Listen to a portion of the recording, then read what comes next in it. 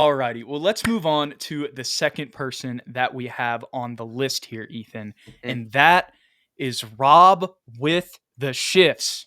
Mm. Okay, and that's All because he's right. shifty. That's his Instagram username.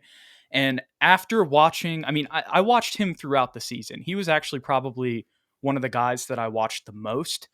And if you've been watching SSPN this year and you watched all our post games and you went through the season with us, he was probably one of the guys that just like whenever we did get, a college question, kind of probably starting around January when we knew where the Spurs were going to be, even if we didn't necessarily have an answer because we haven't dove into the tape like we have now. That was a name that I usually brought up. And a little bit of that does have to do with, it does tie into my boy Dom Barlow, Ethan. And Dom that's Beasley?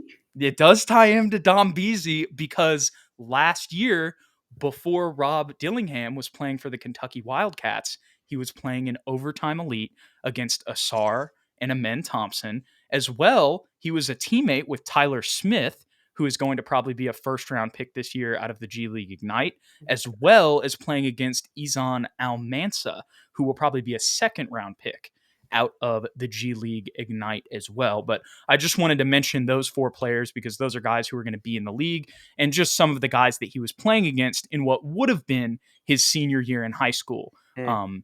And instead, he was at overtime elite, getting paid, all that type of stuff. The whole reason I bring that up is that's how he got on my radar. Because for those of you that don't know, after Dominic Barlow was the first player in NBA history signed by Overtime Elite, and I kind of I don't know if you whatever you want to call it, the SSPN Dom Barlow lore, I guess is what we'll call it. I like that. After that happened, I got in. I just was like, "What the heck is this? What is this? Semi-pro league or pro league?" And kind of ever since then, and with the videos that I made a couple years ago, talking about Dom Barlow's potential when he was still an Austin Spur. I could go on and on about this, but the point is, because of Dom Barlow's connection to Overtime Elite, that kind of opened my eyes to it. It also, we picked him up the year prior to Amen and Asar Thompson. So it was like, okay, I need to pay attention to this because these guys are going to be top 10 picks. And last year, we weren't for sure, like you mentioned earlier, that we were going to get that first round pick. So those were potentially guys that, we could maybe add. I remember, we're thinking about maybe Amen Thompson being our point Right. guard. Now he's playing for the Rockets. But with all of that being said, Rob Dillingham, I've got a little bit. I've had some. I don't know. I've had my eye on him for a while because of that. That's what I'm trying to say. Mm. And he was somebody that I was high on kind of throughout the season that we would mention from time to time, like I was talking about earlier. But after like really doing and I watched a lot of his highlights through the season and they stood out to me for a reason. You even remember when we talked about Reed Shepherd pretty recently not just last week when I kind of reverted on a lot of things I had said, but the week prior, I said that Rob Dillingham stood out a lot more in those games that I had watched that were full through of Kentucky. Now, granted, Rob Dillingham had much better games against LSU, which were mainly the games that I watched. So that had an impact. But the things that I saw in those LSU games, Ethan, they show up on the tape like throughout all the other games too. And I guess I know I've been talking for a while here, so I kind of want to dish it to you at some point, but I know I kind of got to give the breakdown on him. So you just want me to dive into that? Please drive into it, Jude. Shift Well, into it. Well, here we go. M. Easy says Dillingham against LSU this year was nuts. I completely agree. It is not corny for him to have that nickname because he is really shifty like that with the ball. The one thing that I wrote down, Ethan, I wrote down one note before I got interrupted and wasn't able to write it down or write down anymore. One of the more explosive scores off the bounce I've seen since we started doing SSPN.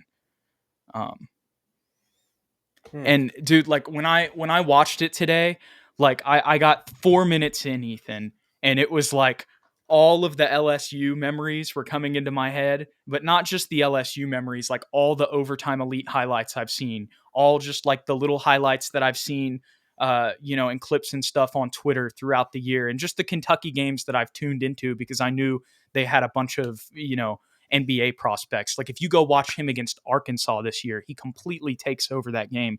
But I'm not getting into his skills yet. So let me Go ahead. shift a little bit and get into that. I'm a little bit less organized on this one because I didn't have the time to write down all the notes like I did for Stefan.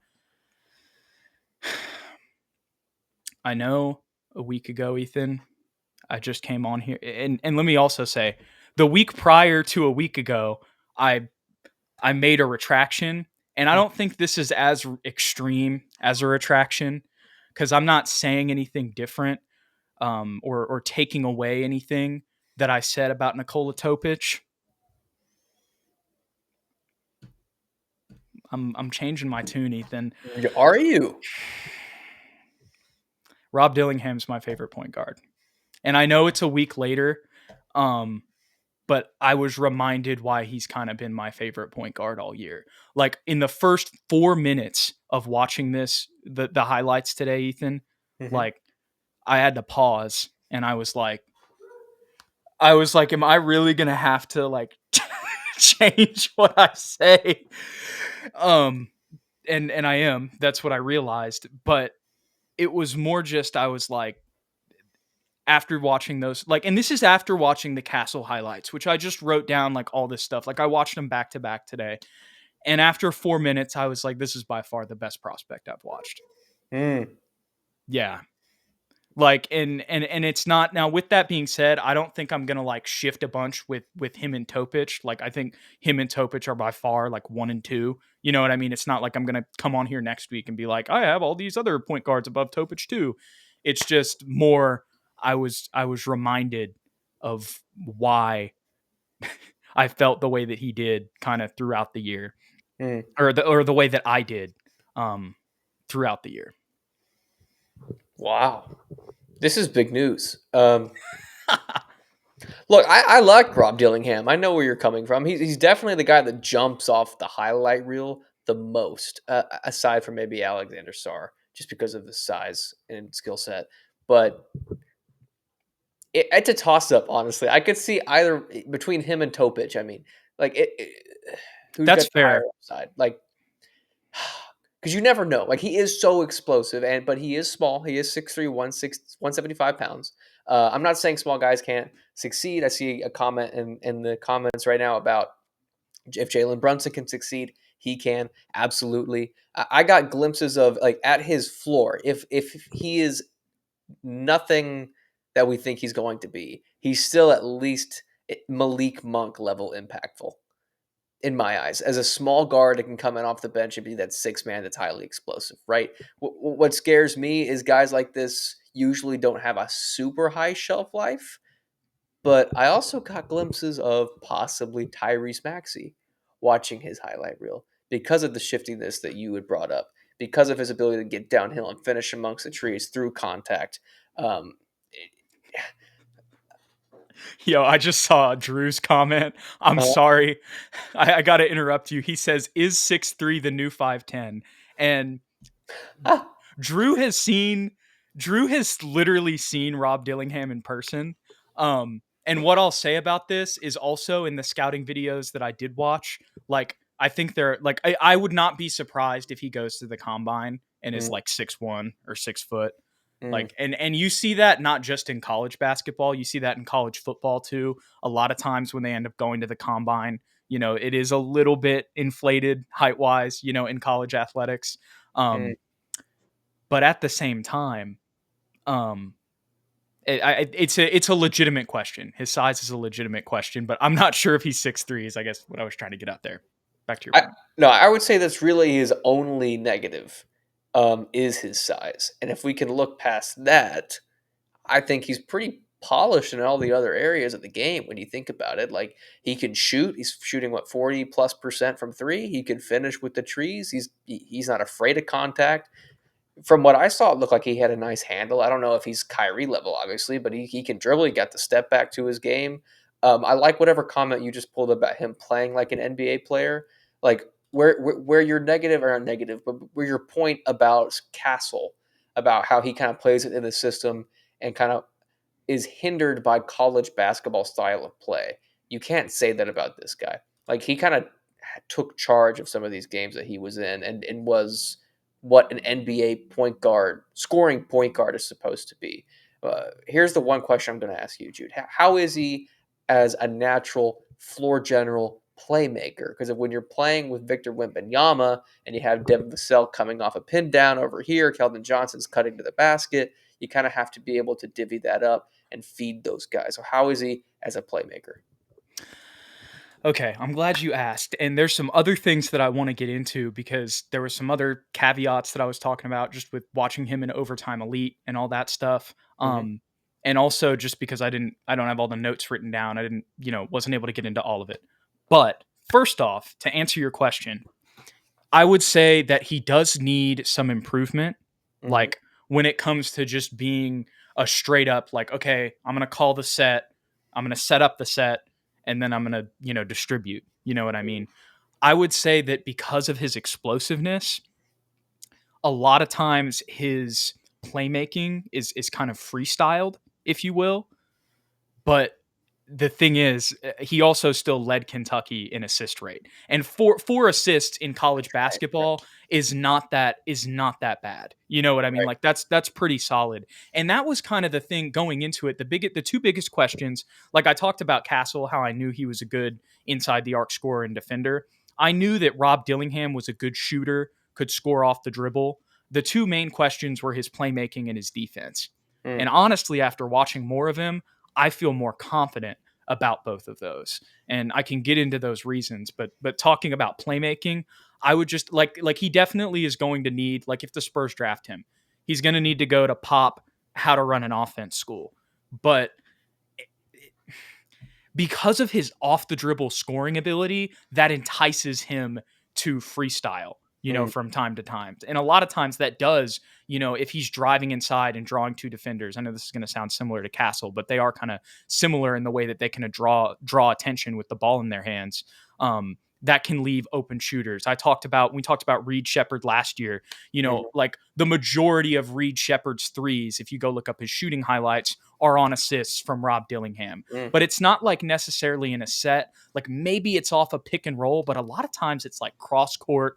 Um, it's very, a very flashy type of stuff. There was one play where he's like driving inside.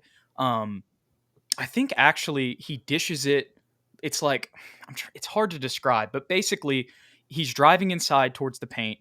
He dishes it to his roll man. I think it was on a pick and roll, but even if it wasn't on a pick and roll, there's someone kind of cutting inside, and that person dishes it right back to him. But when they dish it right back to him, it's almost like even though it's kind of congested in the mhm, lane, there's two guys that immediately go to Rob because it's like, okay, we're gonna focus on him if he's got the ball in his hand because of his acrobatic ability, at the rim. And he just immediately he does a no look, like it's like he's still dribbling towards those guys, but because his eyes are on them. I just hit my mic, excuse me. But because his eyes are on them, they think he's going towards them. You know what I mean? And mm, he no look, even though it's a guy that's kind of like, maybe like 5 feet to the right of him, he dishes it right back to him, kind of like on a mm, give and go inside the paint, and it's an easy layup for the big man. Um, there's a lot of different kind of it's really you just kind of gotta go watch to like truly understand. But with the handles that he has and the explosiveness off the dribble he has, it's mhm, it's similar to kind of Devin Vassell in that way, that it can kind of create. It's almost like he creates his own offense with the attention that he draws. But I mm, would say it's like he's coming in where Devin is at right now with his off the dribble scoring and just, step back moves, whatever you want to call them.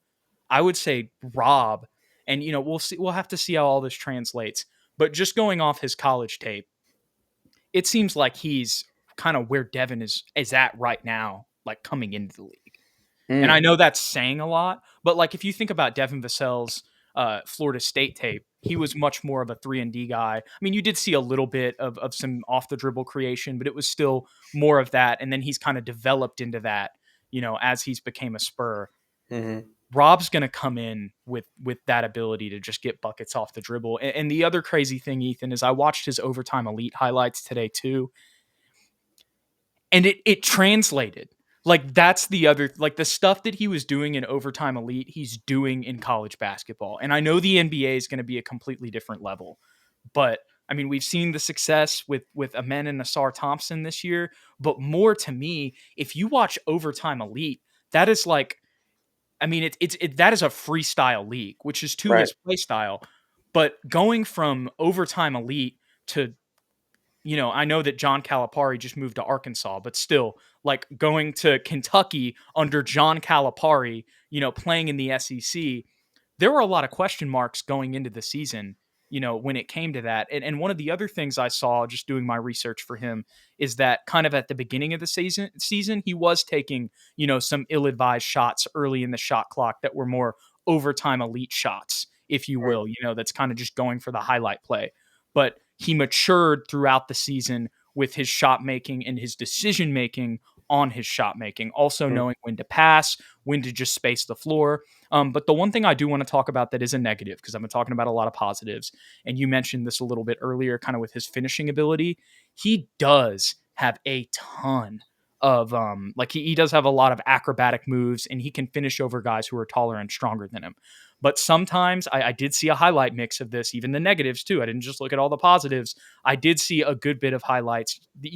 There are like 2 to 3 minutes of highlights from this season of Rob Dillingham that you could make of him driving kind of mainly in transition, but even sometimes in the half court, and just, it not finishing well in mm, contact. But that ties into his frame, which is what you talked about. Um, which also ties into his defense. And I'll say my point on this, Ethan, and then I'm going to dish it back to you just so I can get all these Rob Dillingham thoughts out of my brain. hmm Go uh, ahead. Defensively, there, and I think we even read this in the big board from the Ringer when we did that episode. Um, there are times that he gets drove past because he reaches too much, trying to get a steal, or just overexerts himself or overextends himself defensively, but it's not because of a lack of effort.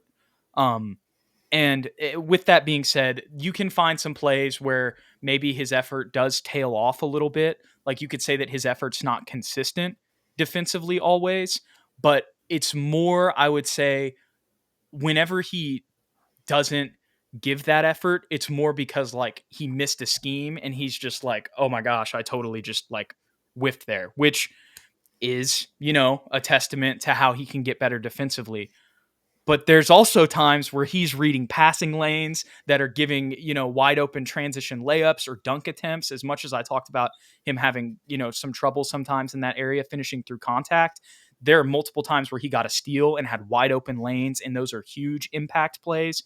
There were times also where, I mean, I can show you, well, I just told you I can show you the highlights of him missing those shots, and I can show you some highlights defensively too, where he kind of maybe gives up on a possession after he realizes he made a mistake and is just kind of already beat. You can also find possessions where he's one-on-one on ball on a dude and is, just hounding him the whole time and forcing a turnover or forcing, a brick. hmm And the main thing that stood out to me, and obviously all the highlights are going to be positive, but when he is giving high effort, Ethan, and the other thing is you got to understand he's giving a ton of effort on offense too. It's not just when he has the ball in his hand.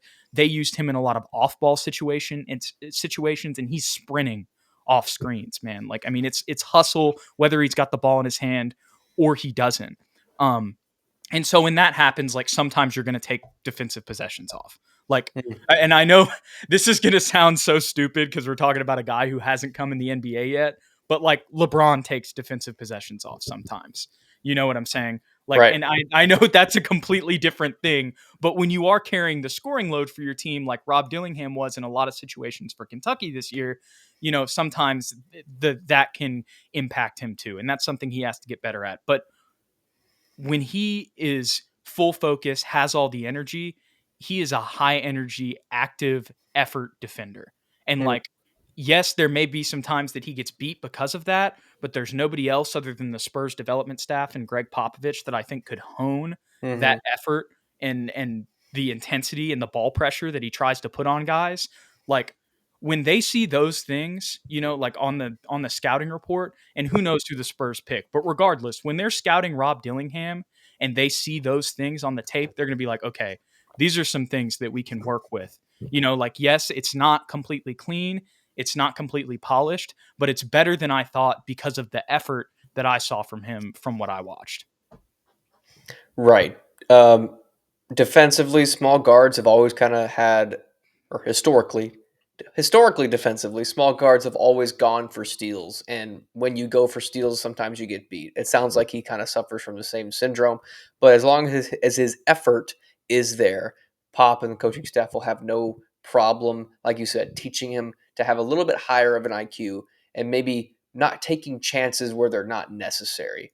You know what I mean? But also still allow him to have those instincts, because if he does have those instincts and he is as cat quick as you in the highlight reel are saying that he is, it's a recipe for high steal volume, which is something that we don't necessarily get from Trey Jones, but we do get high IQ defense from Trey Jones. But physically, he's going to get beat a lot more often than, say, Rob will, only because Rob has the speed and athleticism to maybe poke the ball loose or at least stick with the guy better than Trey Jones has had the ability to. So, in that regard, he is an improvement. Also, as a shooter, he's a way better improvement. And I think playing in the pick and roll, he could maybe be slightly improved, only in the sense of just like when you come off a pick and roll, you know what Trey Jones is going to do. When Rob Dillingham comes off a pick and roll, you don't know what he's going to do. He can step back, he can pull up from the elbow, he can It, drive and finish. it's completely different tiers. Like, and I know Complete. that Rob Dillingham has not played an NBA game yet, Mhm. but when I think about Rob Dillingham in comparison, and God bless Trey Jones, because Love I him. think he is a fantastic player, and he's gonna have an NBA career for Mhm. a long time because of the skills that he brings. But it's just, I mean, like y'all see it in my eyes, and you can probably hear it in my voice, even if you're just listening on podcast. Since we've started talking about him, he just stood Mhm. out to me, dude. And the other thing that I want to say is, like maybe another question could be his off ball. Like, okay, well, how is he going to fit next to Devin? If he's an on ball player, we already have Devin. Like, Devin's the 2-man game guy with Wemby. Why do we need another on ball player that's just going to be another mouth to feed? We just saw what happened with the Suns. That doesn't always work out. I get the train of thought. I really do. But like I mentioned earlier, he played next to Reed Shepherd. Not only did he play next to Reed Shepherd, Ethan, we talked about this in the Reed Shepherd clip and segment that we did last week. He came in and I said, I wasn't sure if it was 4 to 5 star guards that he came Mhm. in with. Watching his highlights, I confirmed it. It was 4. It was Reed Shepherd, Rob Dillingham, who both came off the bench. Drew talked about that earlier. I put that clip up when you were talking earlier, Ethan. DJ Wagner, who was a projected lottery pick coming into the season. And then I don't know his first name, but I know I saw him in a picture with the other 3 guys talking about. That's how I got this idea that there were 4 to 5 star guards. Reeves, number 12. I Mhm. forget his first name, but he was another like top level point guard that they brought in. So you're bringing in an entire backcourt, starters and and backups that he's having to come in and compete against. That he had to Antonio Reeves. Thank you, Drew King. He corrects me there. Um, and yeah, Ethan, I'm kind of losing my train of thought. I know I was talking about those two and Kentucky and all that type of stuff. Mhm. And how he had to work around, playing with those guys. And I'm remembering where I'm at, Ethan. He had to play with a lot of those are 3 other ball dominant top level high school Right. recruits, that he had to learn how to play next to.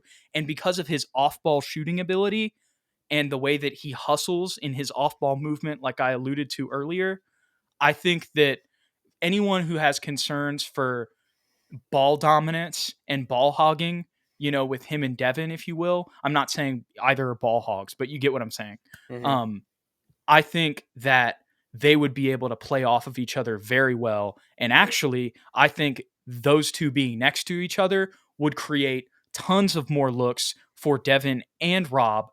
But also, I'm talking about them two without even factoring in Victor. Mhm. Do you think the two? I mean, I think the 2-man game with Devin and Victor is very fun to watch. That's one of the positives that we've talked about all season. But as I mentioned earlier, Ethan, I think Rob is coming. I mean, even if he's not at the same level as Devin is right now, like the comparison I made earlier, even though I do think that is like a realistic comparison, he is still coming in with much more off the dribble ability than Devin did coming in. You know what I'm saying?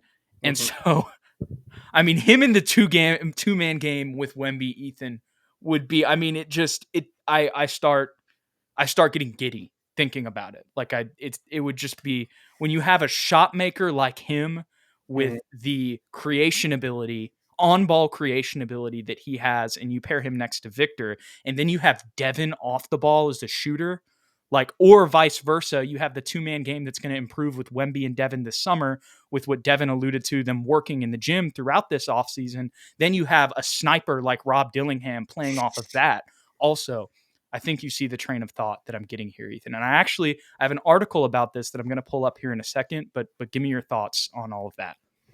I only want to say one last thing about Rob Dillingham. For me, I think you've covered him perfectly well. My favorite thing about him is if it's true. Let me preface that he and his camp have reportedly been sending out. You stole my thing, Ethan. Go Oh, ahead. did I really? No, go ahead. Go Have ahead. reportedly been saying that San Antonio is where he wants to be. So for a player at his caliber to allegedly say that means a lot for us as Spurs fans because that's not something that we typically hear. We heard it from Victor, and now we're hearing it from Rob Dillingham. Yeah, so that was the article that I was about to bring up. And I can't remember, I'm forgetting his name right now, but there was another NBA reporter who works for Fansided who quote tweeted this article and said that he's been hearing that Rob Dillingham's camp, like you just said, has been telling people that they would prefer to play with the Spurs. Mm, But that there's the why pick him reasons to hesitate. That's not really what I'm focused on here. More what I'm focused on is the overall thoughts. Dillingham's camp is telling anyone who will listen that his preferred landing spot is in San Antonio. Multiple scouts have told me it'd be surprising if the Spurs pass on Dillingham due to his seamless fit next to Victor Wembanyama.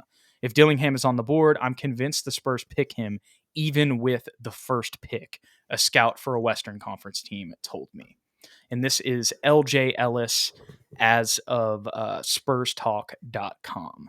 mm. And this website's been around for a while. And regardless of even if that ends up to be true, the fact that there's a scout out there saying that is still significant for the time of year we're at right now, Ethan.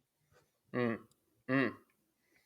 Extremely exciting times, Jude. Extremely exciting times. Yeah. I don't mean to flip flop like that, but it's just like I just realized it. And the other thing too, just going back to the Topic conversation, and I still by far have him at 2. Like I think there's a gap between the point guards after Topic and Rob. But Mm, and this is a whole nother thing. I saw people talking about this last time, and I think this is a little overblown. But if I'm just being completely honest and just, being real here, like the SEC is more of a proven proving ground for the NBA than the Serbian league. With that being said, I think the European leagues are gaining a lot of ground, and that's why you're seeing guys like Wemby, Jokic, Giannis, all this surge of European talent. Even Alexandre Sarr coming in this year. There's a couple different French prospects, Zachary Rissache. There's another one that I don't even know how to pronounce his name that we haven't talked about that could go in the lottery. But you're seeing a lot more of these European prospects. So I do think that the game overseas, like I think probably people saying like, oh, Topic isn't going to work out just because he plays in the Serbian league is a little harsh. mhm. Um, but I will say objectively, the level of competition that Rob went up against is more of, like I said, it's more of a proving ground Mm, than the Serbian league when it comes to translating to the NBA. right. And just to address a few comments that we had in the We've last one missed. about Topic, uh, saying that he wasn't athletic enough, he's not strong enough, not fast enough. I just want to remind everyone: have we not learned? Have we not learned, Jude? Like the last handful of guys that we've said that about have been really really good and translated. So I just, as much I love Rob Dillingham's tape, I think I'm on board with you, Jude, and like if it's between him and Topic at whatever pick, I might lean Rob Dillingham. But even with that being said, that I still have like a knot in my stomach, just like the fear of what Topic could be because of the fact that European players, especially with his skill set, are coming over and just quickly ingraining themselves in the NBA. So that fear is definitely still there. And he is a little bit younger than Rob Dillingham as Right. well. Right. Exactly. That There's too. pros and cons to both, but the one thing that I want to say, this is the last thing I'll say on Rob Dillingham, Ethan. Hmm. If you go watch the highlights and, I mentioned Overtime Elite and you look at his play style, it is favorable to like highlight culture, if you will. Hmm. But if you go watch the full game tape, like it's not just highlights. Is I guess what I'm trying to say. Like you see this throughout the game. You can see him take over the Arkansas game and score 30 plus. Like Easy mentioned earlier, the games he had against LSU, both of those this year, almost single-handedly bringing them back. And as much as I even mentioned like him having some struggles finishing through contact, there are two specific plays that stand out in my mind from the LSU game where he's like kind of almost sandwiched between two defenders at the rim and he's going up and under and finding a way to put it off the glass. So like even in the areas where there's deficiencies, he has shown positive flashes. Like it's not like he doesn't have the ability to do those things. It's just like his size at the end of the day, like you said, I mean, with every small point guard, there's going to just be deficiencies with size, but that doesn't mean they can't become all stars at the Right. same time. Um, and but really, other than that, like, okay, you could maybe say there's a little bit of defensive fundamental stuff, but with the effort that I saw from him, it's like, okay, well, one, he's obviously trying. Like, Hmm. I'd rather you have a fundamental defensive issue than an effort issue on defense. And two or three, if he's getting drafted by us, I just have a lot of faith that we can make his defense better. Couldn't agree more, Jude.